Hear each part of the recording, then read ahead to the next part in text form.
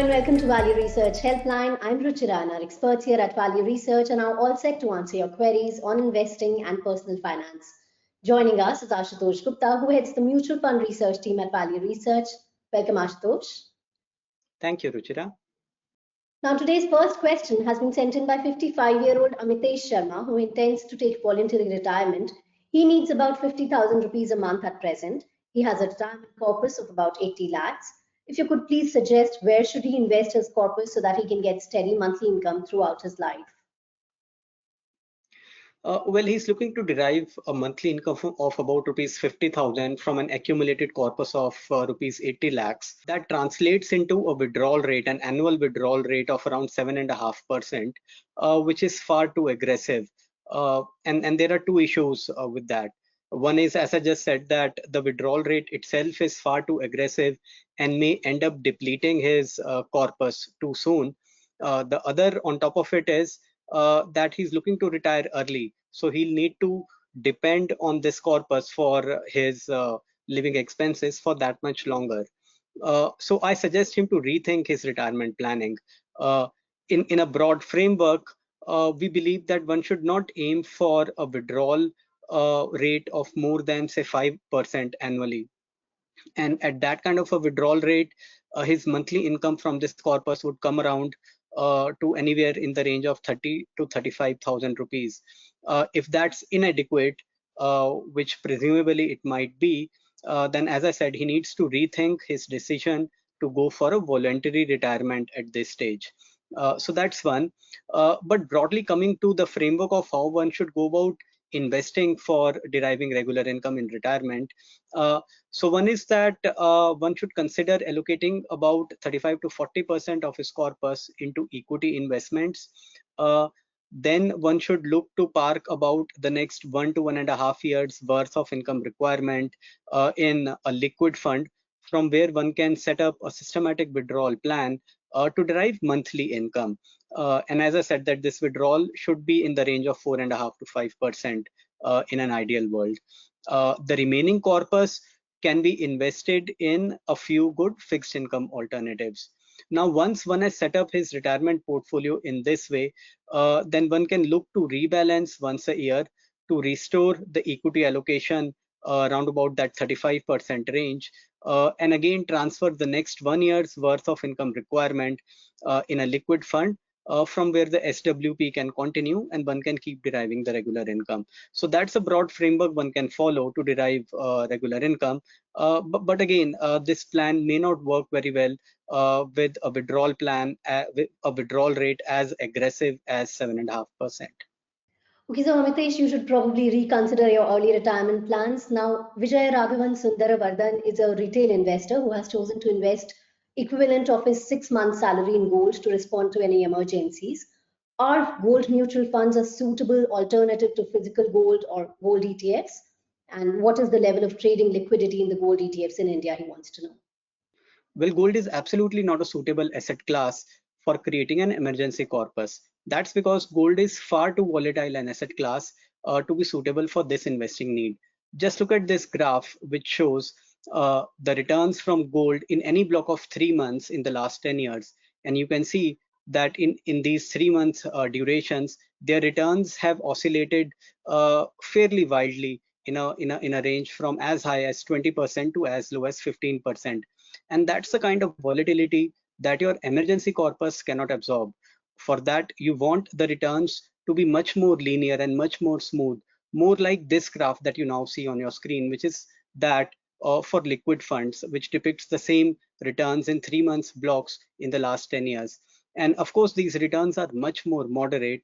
But again, with your emergency corpus, returns is never a priority. You should prioritize safety, low volatility, and liquidity. And those are the kind of tenets that you get from liquid funds. So I would say that to build his emergency corpus, he should select a couple of good liquid funds and park his money over there. Now, gold is considered a safe haven, but not in the context of creating an emergency corpus. Gold, one should look at investing if one has lost faith in the economy, if the currency is falling apart. And that is when gold appears a safe haven as a protector of worth of your money, as the ultimate protector of wealth, and that is where the gold emerges as a valuable asset class. Also, some investors like to keep some allocation of their long-term portfolio in gold in steady state, as it generally acts as a good hedge against equity, because whenever equity markets fall sharply, gold tends to do well. So from that perspective, there is some merit in having some allocation to gold in a steady state. So broadly, those are the kind of uses for which one can look at gold. Now, the discussion beyond this may only be of academic interest, because as I just mentioned, gold will not be a suitable asset class for his investment. But to answer his question around gold funds versus gold ETFs, well, the charm of gold funds lies in their convenience, because you don't need a demat account or a trading account to be able to invest in them. So that's why investors who do not otherwise invest in stocks prefer gold funds for this convenience. Also, they offer good liquidity because the AMC stands committed to honor your redemption request, and it is not dependent upon the trading volumes on a stock exchange. But the point is that this convenience comes at a slightly higher cost, because in gold funds, you incur an additional cost of about 15 to 20 basis points per annum, which is over and above the expense ratio of the gold ETF. But numbers suggest that investors are pretty fine paying this extra cost for the convenience they get. Because if we compare the assets under management of gold funds versus gold ETFs, you would realize that for majority of fund companies, about half of their assets under gold ETFs are contributed by the gold funds. So purely on an AUM perspective, investors are fairly divided between their preference for gold funds and gold ETFs. Now, coming to the issue of liquidity in gold ETFs, just look at this graph on your screen, which depicts the trading volumes, the average daily trading volumes in gold ETFs in any block of 6 months in the last 3 years. And you would notice how far ahead the Nippon Gold ETF, the gold BEES, is versus its peers in terms of liquidity. So while this fund generates an average trading volume of upwards of 20 crore on a daily basis, uh, others are far behind, and many are well below 1 crore worth of trading volume every day. So clearly on that metric, selectivity matters. But in any case, if you're looking to add gold to your portfolio more from a steady state allocation perspective, and you don't mind compromise on liquidity, then I would suggest you to look at sovereign gold bonds, which appear to be a far superior option, because they provide 2.5% guaranteed returns over and above the appreciation in the gold price, and they are also more tax efficient. All right, now Sriram Ramanathan has happily subscribed to Value Research Premium Service. In fact, all of Value Research services. So under Premium, he has some saved screens based on his SIP amount and tenure. Will they be automatically refreshed if some changes are required, or should he do that manually? Well, thank you for being a subscriber to Value Research Services, and it's great to know that you are liking your subscriptions. Now, I understand you're talking about the outputs from the Portfolio Planner tool, and well, no, they do not refresh automatically, but whenever we make any changes to our list of recommended funds in the analyst choice list, we'll intimate you through email, and we'll also provide a rationale for that. So while we make sure that any such changes do not go under the radar, but yes, they are not dynamically updated in those saved screens from the Portfolio Planner outputs. Rachit Garg has sent in the next query. He has just started his career and wants to start investing about 25,000 rupees per month. So should he wait for market correction, or should he just start with his SIPs? No, I don't think he should wait for a market correction, but instead he should go right ahead with his SIP investment. That's because markets by their very nature are unpredictable, and SIP as an investment strategy is precisely meant to set you free from taking a call on the markets. Now, if you reflect back on the way markets behaved in the last 1 year, then nobody anticipated the markets to fall with that kind of ferocity in the month of March last year. And after they had fallen, nobody expected them to recover as swiftly as they did. Uh, and any investment strategy which would have been based on trying to preempt the market level would have got wrong-footed. And this is not a unique case. Markets have always been like that. So one should not try too hard to predict where the markets would be, but simply follow an investment strategy with discipline and continue to invest through the ups and downs of the market. Now, if the markets do correct sharply from here on, it will only work towards your advantage because you would end up accumulating the units of your mutual fund at lower levels. And if you have a long-term horizon, which you presumably have, then you should not worry about this near-term concern about where the markets would be. The only way in which you can do harm to your investing is if you get too unnerved by the market fall and stop your SIP abruptly, or worse still, if you end up redeeming at a loss or to never come back to the market. So avoid doing that and continue to invest through the ups and downs. But if the possibility of the market fall worries you too much, then I would suggest that go for aggressive hybrid funds which have some allocation to fixed income, and that cushions the downside a little bit. So go for aggressive hybrid funds, but continue to invest with discipline. Ramraj wants to know, when a fund's rating is downgraded to 1 star, does that mean one should switch to a better alternative? Well, value research star ratings are a reflection of a fund's risk-adjusted performance vis-a-vis its peers with the same investment mandate. Now, while ratings are a purely quantitative measure and there is not an overlay of an analyst opinion, but a 1 star rating indicates that a fund has dropped down to the bottom 10% of funds in its category on the basis of risk-adjusted performance. And that's usually a good enough signal to look for better alternatives. Ravichandran asks, what percentage should he allocate to index funds and active funds in his portfolio? Well, yes, index funds have built up an investment case for themselves on the back of their ultra low expenses, and also because in the recent years, actively managed large cap funds have not been able to consistently beat their benchmarks. At least that's the case with the majority of actively managed large cap funds.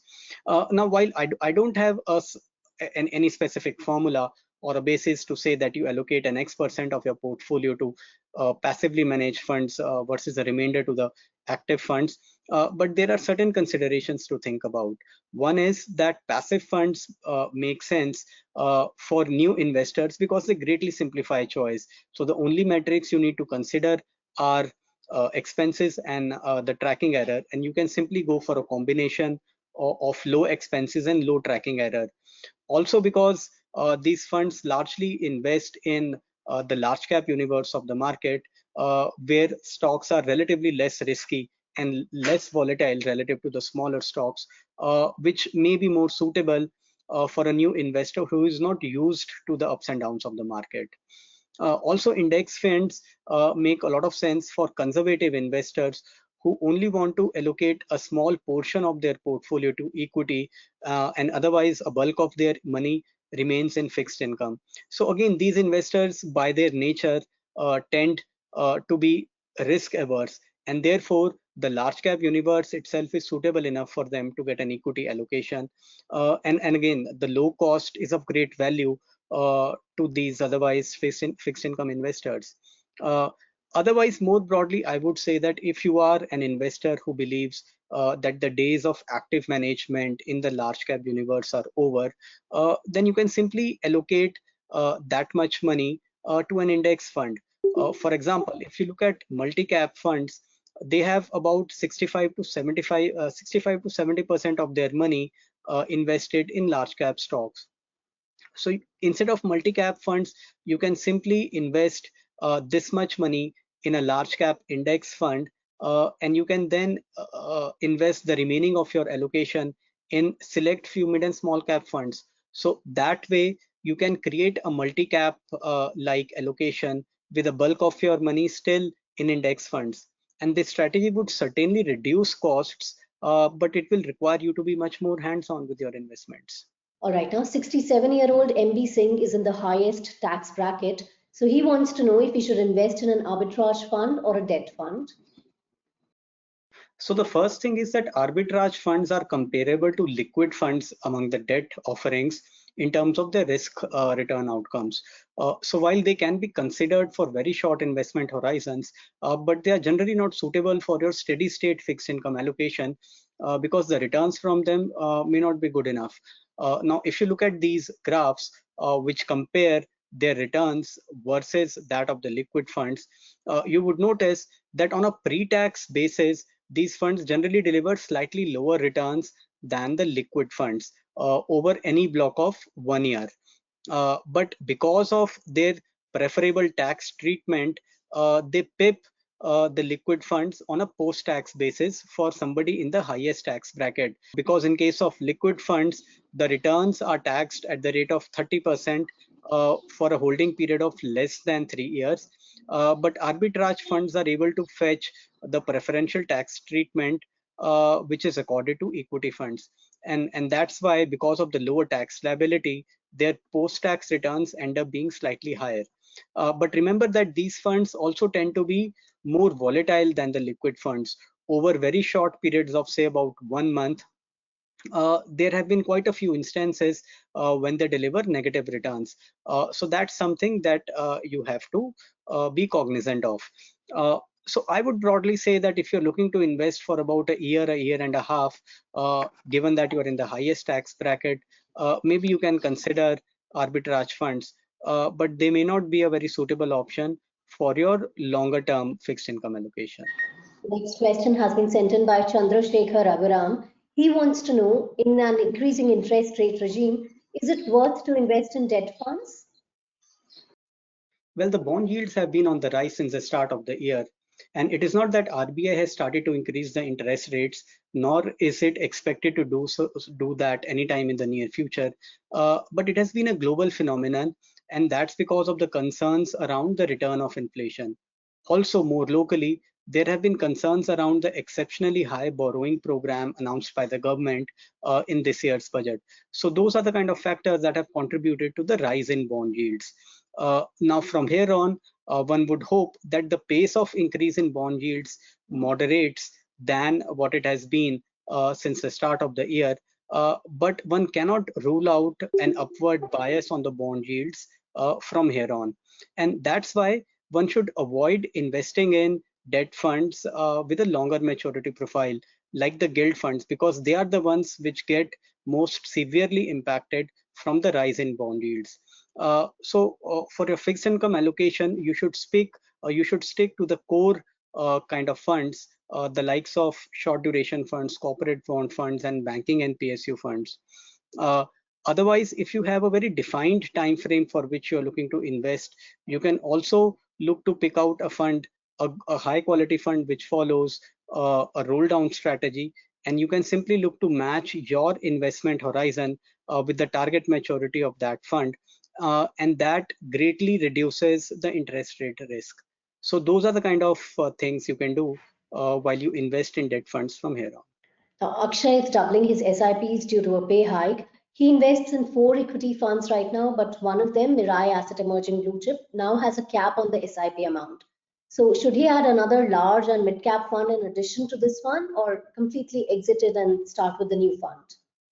Well, yes, Mirai Asset Emerging Blue Chip Fund has recently restricted fresh investments to only SIP investments of up to 2,500 rupees per month.